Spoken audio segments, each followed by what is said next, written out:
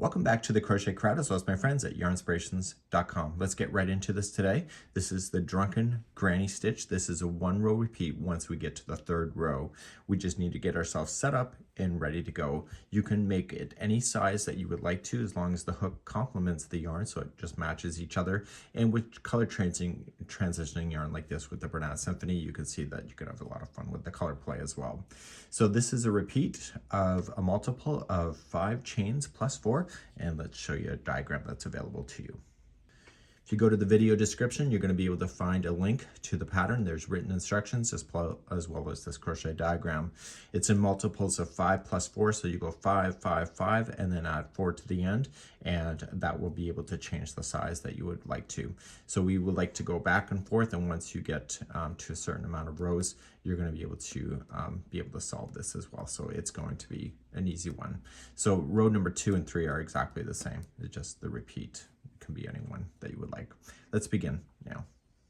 So let's begin. I don't know why it's called the Drunken Granny Stitch, but I can make up good stories if you want me to.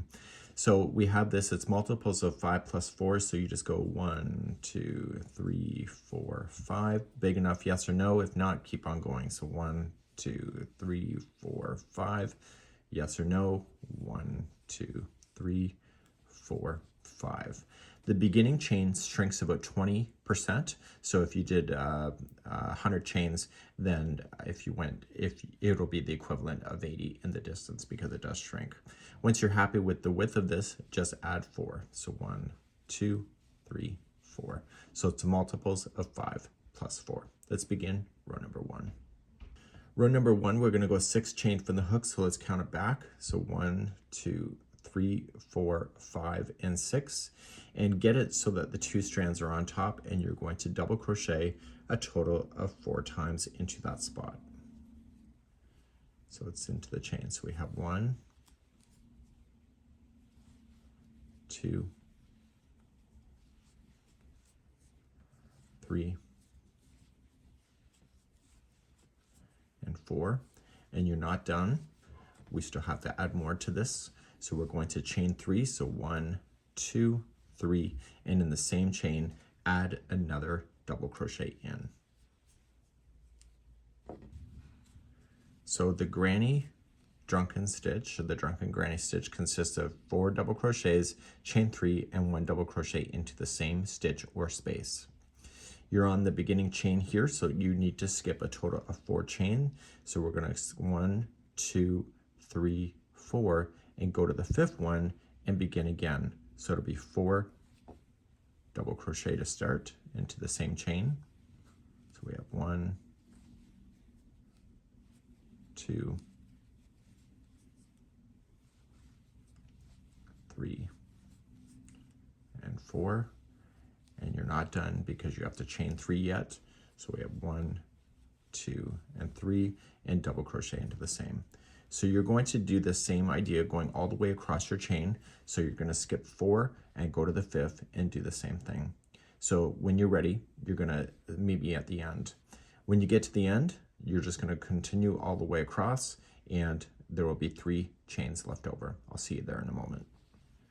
When you get all the way to the end, there will be 3 chains left over, so 1, 2, and 3, and just double crochet into the very last. Okay, so no drama, just do it. And we'll turn our work and begin row number 2. Row number 2, simply chain 3, that's your first double crochet, and in the chain 3 space, so it's after the double crochet that's leaning over, it's right in this chain 3, you're going to provide the Drunken Granny Stitch again. So it'll be 4 double crochet to start. So we have 1, 2, 3, and 4. And you're not done because you got to chain 3, and then in the same one again, just double crochet in. So you reach on over now to the next chain 3, which is right here, and you do the exact same thing. So start with 4 double crochet, 1, 2, 3, and 4, chain 3, and double crochet back into the same one again. So you're going to do this all the way across until you get to the finish the last space here before the end. And so you'll reach on over when you're ready, and you'll just do your last one. So we have 1, 2, 3, and 4, chain 3, and double crochet in.